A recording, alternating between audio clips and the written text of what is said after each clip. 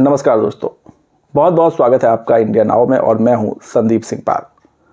लोकसभा चुनाव जैसे जैसे नज़दीक आ रहे हैं वैसे वैसे सियासी बयानबाजी और तीखी होती जा रही है और सियासी हमले उतने ही आक्रामक होते जा रहे हैं। अब चुनावी रैलियां भी शुरू हो गई हैं। लोकसभा चुनाव में जो सबसे बड़ी लड़ाई है वो है इंडिया अलायंस और एनडीए के बीच।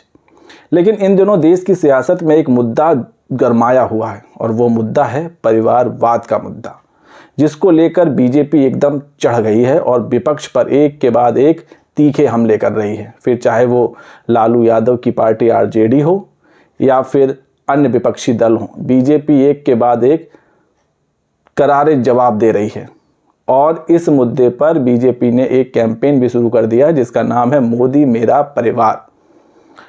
पहले हम आपको इस मुद्दे की जड़ तक ले जाते हैं। आखिर इस मुद्दे को कैसे हवा लगी और कैसे अचानक ये मुद्दा देश की सियासत का सबसे अहम मुद्दा बन गया, जिसके पीछे देश के जो असल मुद्दे थे वो दब गए, जिन पर चर्चा होनी चाहिए थी चुनावी रैलियों में, जिन पर जवाब पूछा जाना चाहिए था चुनावी रैलियों में, हक की बात होनी चाहिए थी, वो सब दब गए। विकास, अर्थव्यवस्था के मुद्दे सब एक तरफ, लेकिन परिवारवाद का मुद्दा एक तरफ। दरअसल 3 मार्च को पटना के गांधी मैदान में एक रैली हुई। ये रैली थी महागठबंधन की रैली, जिसमें आरजेडी अध्यक्ष लालू यादव, तेजस्वी यादव समेत उनका पूरा परिवार, अखिलेश यादव और विपक्ष के नेता शामिल हुए थे।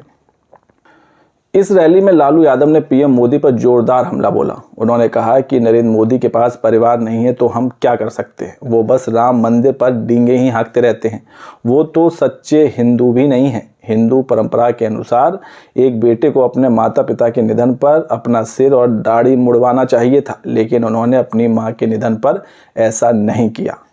लालू यादव का ये हमला विपक्ष को इतना भारी पड़ने वाला था, इसका अंदाजा शायद उनको भी नहीं था। अगले ही दिन पीएम मोदी ने तेलंगाना की रैली में लालू यादव के इस बयान पर जवाब देते हुए कहा कि पूरा देश, पूरा भारत उनका परिवार है और देश का एक एक नागरिक उनका परिवार है। देश की 140 करोड़ की जनता उनका परिवार है। इसके बाद बीजेपी भी एक्टिव हो गई और एक कैंपेन चला जिसका नाम दिया गया मोदी मेरा परिवार। इसका नतीजा ये हुआ कि जितने भी बीजेपी के केंद्रीय मंत्री हैं, राज्यों के मुख्यमंत्री हैं, बीजेपी के बड़े नेता हैं, उन सबों ने अपने सोशल मीडिया अकाउंट पर प्रोफाइल नाम के आगे मोदी मेरा परिवार लगा लिया। ये सरनेम भी ऐड कर लिया और ये कैंपेन देश में रन कर रहा है और बताया जा रहा है कि मोदी का परिवार पूरा देश है। लालू यादव की पार्टी को परिवार की पार्टी बताया जा रहा है और कहा जा रहा है कि ये भाई भतीजावाद और अपने बेटों को बढ़ावा देने वाली पार्टी है। इसके अब बीजेपी ये ताल ठोक कर कह रही है कि बीजेपी में परिवारवाद है ही नहीं, बीजेपी परिवार की राजनीति करती ही नहीं है, बीजेपी ने कभी एक परिवार को महत्व दिया ही नहीं है और यही वजह है कि बीजेपी का कार्यकर्ता भी मुख्यमंत्री तक बन जाता है। लेकिन जिस एनडीए का नेतृत्व बीजेपी कर रही है, उस एनडीए की पार्टी पर अगर आप नज़र डालेंगे तो आप देखेंगे कि इनके जितने भी सहयोगी दल और घटक दल हैं सब परिवारवाद में डूबे हुए हैं। किसी का लड़का विधायक है, किसी का लड़का सांसद है, कोई अपने लड़के को टिकट दिलाना चाहता है और ऐसा हो भी गया है। जो बीजेपी की पहली लिस्ट आई उसमें इनके घटक दल के जितने भी नेता हैं उनके लड़कों को भी टिकट मिल गए हैं। अब इस रिपोर्ट में हम आपको यही बताएंगे कि बीजेपी के जितने घटक दल हैं उसमें परिवारवाद कहां तक डूबा हुआ है। शुरुआत करते हैं यूपी से। अभी हाल ही में यूपी में कैबिनेट विस्तार हुआ जिसमें सुभाषपा के अध्यक्ष ओम प्रकाश राजभर को भी मंत्री बना दिया गया। ओम प्रकाश राजभर वही हैं जब वो योगी कैबिनेट में मंत्री थे तो सड़क नहीं बनने पर फावड़ा लेकर खुद ही जुट जाते थे और अपनी ही सरकार के खिलाफ धरने पर बैठ जाते थे। यही नहीं, वो बीजेपी के कई बड़े नेताओं के बारे में बहुत कुछ बोल भी चुके हैं। लेकिन इस बार जब वो मंत्री बने तो उनका जो अभिमान या कहें घमंड वो 7वें आसमान पर पहुंच गया। उन्होंने एक रैली में क्या कहा, पहले हम आपको वो बता देते हैं, फिर हम आगे बात करेंगे। एक रैली में ओम प्रकाश राजभर ने अपनी तुलना गब्बर सिंह से कर दी। उन्होंने रैली में क्या कहा वो सुनिए। उन्होंने रैली में कहा कि मैं कहता हूँ किसी थाने पर जाओ लेकिन सफ़ेद गमछा मत लगाओ, हमारा पीला गमछा लगाओ। पीला गमछा लगाकर जब थाने पर जाओगे तब तुम्हारी शक्ल में दरोगा को राजभर दिखेगा, जाकर बता देना कि मंत्री जी ने भेजा है। इसके बाद राजभर ने कहा कि दरोगा, डीएम, एसपी में पावर नहीं है कि वो फ़ोन लगाकर तुमसे पूछे कि मंत्री जी ने तुमको भेजा है। यही नहीं, इसके आगे राजभर जी ने क्या कहा, उन्होंने कहा कि शोले में एक गब्बर सिंह था, तो मुझे भी तुम लोग गब्बर सिंह ही समझ लो। राजभर अपने बड़बोले बयानों के लिए जाने जाते हैं। इससे पहले उन्होंने एक बयान दिया था जिसमें उन्होंने कहा था कि अहीर को 12 बजे बुद्धि आती है। और यही नहीं, उन्होंने तो ये तक कह दिया था कि स्वतंत्र देव सिंह अगर पिछड़ों के अपमान पर बोले तो योगी उनकी जीभ काट लेंगे। ऐसे कई बयान वो सार्वजनिक तौर पर रैलियों में देते आए हैं। अभी हाल ही में राजभर ने अखिलेश यादव को लेकर बयान दिया था जिसमें उन्होंने कहा था कि मैं अगर श्राप दे दूंगा तो अखिलेश को पीलिया हो जाएगा। अब बात करते हैं यूपी में बीजेपी के घटक दलों की। यूपी में जो बीजेपी के घटक दल हैं उसमें सबसे पहली पार्टी है सुभाषपा, जिसके अध्यक्ष ओम प्रकाश राजभर हैं। दूसरे नंबर पे निषाद पार्टी, जिसके अध्यक्ष हैं आपके संजय निषाद। तीसरी पार्टी है अपना दल, सोनेवाल परिवार की। ये जो 3 पार्टियां हैं और अब चौथी नई पार्टी ऐड हुई है वो है आरएलडी, जयंत चौधरी की पार्टी आरएलडी। अब ये जो 4 पार्टियां हैं और अभी जो बीजेपी की पहली लिस्ट आई, इसमें इन पार्टियों को कितनी तवज्जो दी गई वो और इनके परिवार के लोगों को कितना महत्व दिया गया वो बताते हैं। भले ही बीजेपी दम भरती रही हो कि हमारी पार्टी परिवारवाद को समर्थन देने वाली पार्टी नहीं है, लेकिन जो इनके सहयोगी दल हैं वो पूरे परिवारवाद में डूबे हुए हैं। अब ओम प्रकाश राजभर के जो पुत्र हैं अरविंद राजभर, वो पार्टी के महासचिव हैं और उनके दूसरे पुत्र हैं अरुण राजभर, वो भी पार्टी के महासचिव हैं। अब देखिए इनके जो घटक दल हैं इसमें कौन मंत्री है और इनके बेटे किन किन पदों पर हैं। अब सबसे पहले अगर बात करें निषाद पार्टी की, तो जो निषाद पार्टी के अध्यक्ष हैं संजय निषाद, ये उत्तर प्रदेश में मंत्री हैं। इनके एक बेटे विधायक हैं और दूसरा बेटा सांसद है। इसी तरह अपना दल की जो अध्यक्ष हैं अनुप्रिया पटेल, ये केंद्र सरकार में मंत्री हैं और जो उनके पति हैं आशीष पटेल, वो यूपी सरकार में मंत्री हैं। इसके अलावा जो ओम प्रकाश राजभर हैं ये पार्टी के अध्यक्ष भी हैं और घोसी से इनके बेटे को भी बीजेपी ने टिकट दे दिया है। अब वो भी लोकसभा का चुनाव लड़ेंगे। और जो जयंत चौधरी हैं इनकी पार्टी इनकी पार्टी को भी बीजेपी ने 2 सीटों से टिकट दिया है। और जो एक और पार्टी है बीजेपी की सहयोगी पार्टी आरएलडी, जो अजीत सिंह की पार्टी है, अब उस पार्टी के अध्यक्ष उनके बेटे जयंत चौधरी हैं। और बीजेपी ने उनको 2 सीटें दी हैं, एक बागपत की सीट दी है और दूसरी सीट उन्होंने बिजनौर दी है। ये तो बात थी यूपी में बीजेपी के घटक दलों की। इसके अलावा बिहार में जो बीजेपी के घटक दल हैं इसके अलावा जो बिहार में बीजेपी के घटक दल हैं और जो परिवारवाद को बढ़ावा देते आए हैं, जिनके लड़के या जिनके जो अध्यक्ष उनके बेटे सांसद या विधायक हैं, उसमें जो है राष्ट्रीय लोक जनशक्ति पार्टी पशुपति पारस, ये पासवान परिवार की पार्टी है।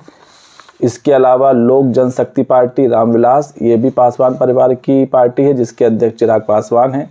इसके अलावा जीतन मांझी की हिंदुस्तान आवामी मोर्चा, जो बिहार के पूर्व सीएम भी रहे थे और उनके जो बेटे हैं अभी जो नई एनडीए की सरकार बनी है उसमें उनको कैबिनेट मंत्री बनाया गया है और वो भी 1 से 2 सीट मांग रहे हैं। इसके अलावा देवगौड़ा परिवार की जनता दल सेकुलर और संगमा परिवार की नेशनल पीपल्स पार्टी और पवार परिवार की एनसीपी अजीत पवार, जो टूटकर अलग बनी है। ये सभी वो पार्टियां हैं जो अपने अपने परिवार को बढ़ाने का काम करती आई हैं और इन्हीं परिवार के बेटे भाई राजनीति करते आए हैं और वही सांसद या विधायक बनते आए हैं। लेकिन बीजेपी कहती आई है कि उसका परिवारवाद से कोई लेना देना नहीं है। वहीं दूसरी तरफ जो राजभर हैं उन्होंने तो डंके की चोट पे कह दिया था, उन्होंने दरअसल गठबंधन ही इसी शर्त पे किया है कि वो लोकसभा की उनके लड़के को लोकसभा चुनाव लड़ाया जाए और वो इसमें कामयाब भी हो गए। घोसी से उनके लड़के को टिकट भी मिल गया है और वो लोकसभा चुनाव लड़ेंगे।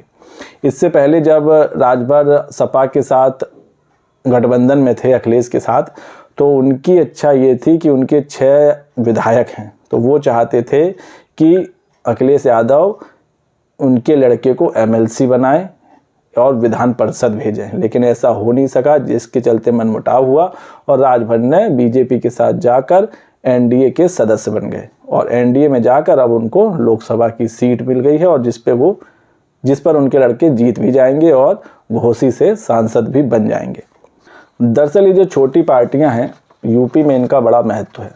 इनका महत्व इस तरीके से है कि कुछ ज़िले और या फिर कहें कुछ प्रदेश के हिस्से ऐसे हैं जहां इनकी जाति का बहुत बोलबाला है और हर पार्टी इनको अपने साथ रखना चाहती है, फिर चाहे वो विपक्ष की पार्टी हो या फिर पक्ष की पार्टी हो या बीजेपी हो, कोई हो, हर कोई इनको अपने साथ लेना चाहता है। ये भले ही चुनाव जीत ना पाएँ लेकिन चुनाव हराने का मादा ज़रूर रखते हैं। इसका उदाहरण हम आपको ऐसे बताते हैं कि जब 2017 में यूपी विधानसभा के चुनाव हुए थे तब बीजेपी के पास 325 सीटें आई थीं और जब उस वक्त 2017 में ओपी राजभर बीजेपी के साथ थे और जब ओपी राजभर बीजेपी से अलग हो गए तब बीजेपी को सीटें आई 264 और जब ये अखिलेश के साथ गए तो अखिलेश की सीटें उससे पहले थी 47 और जब सुभाषपा इनके साथ मिली तो उनकी सीटें बढ़कर हो गई 125, जिसमें अंबेडकर नगर, गाजीपुर, बलिया, मऊ, बस्ती जैसे जिलों में मिलाकर सिर्फ 3 सीटों पर बीजेपी जीत पाई थी। कई जिलों में बीजेपी के खाते भी नहीं खुले थे। तो इन छोटी पार्टियों का असर बहुत होता है, इसीलिए हर पार्टी इन छोटे दलों को अपने साथ रखना चाहती है। इसके अलावा यूपी की जो 7 पार्टी है उसका भी जो वोट बैंक है वो भी भले ही कुछ क्षेत्र तक सीमित हो लेकिन वहाँ उनकी गहरी पैठ है, इसलिए हर पार्टी चाहती है कि ये हमारे साथ शामिल हों। इसलिए बीजेपी की ये मजबूरी बन गई है कि इन छोटी पार्टियों के उनको नखरे भी सहने पड़ते हैं, उनके परिवार को आगे भी बढ़ाना पड़ता है और उनको उनके मन माफिक विभाग भी देना पड़ता है, मंत्री भी बनाना पड़ता है, टिकट भी बनाना पड़ता है, क्योंकि बात यहाँ लोकसभा चुनाव में जीत की है और जीत के लिए बीजेपी कुछ भी करेगी, क्योंकि बीजेपी के लिए एक एक सीट बहुत अहम है। इसलिए वो जानती है इन छोटे दलों की कितनी अहमियत है, इसलिए इनके वो नखरे भी सहती है और इनकी हर तमन्ना भी पूरी करने की कोशिश करती है। और हालांकि बीजेपी ये ज़रूर दावा करती रहे कि उसका परिवारवाद से कोई लेना देना नहीं है, भले ही बीजेपी में ऐसे लोग कम हो लेकिन जो उनके घटक दल हैं, जो सहयोगी पार्टियां हैं, वो पूरी तरह परिवारवाद में ही डूबी हुई हैं, जिसकी उदाहरण यूपी के ये 4 घटक दल जो मैंने आपको बताए, सुभाषपा, निषाद पार्टी, आरएलडी और अपना दल, ये चारों पार्टी ऐसी हैं जिनके परिवार के सदस्य ही विधायक, सांसद, मंत्री बनते आए हैं। तो दोस्तों वीडियो पर आपकी क्या राय है कमेंट्स करके बताइए और अगर वीडियो पसंद आया हो तो चैनल को लाइक और सब्सक्राइब करना ना भूलिए। तब तक के लिए नमस्कार।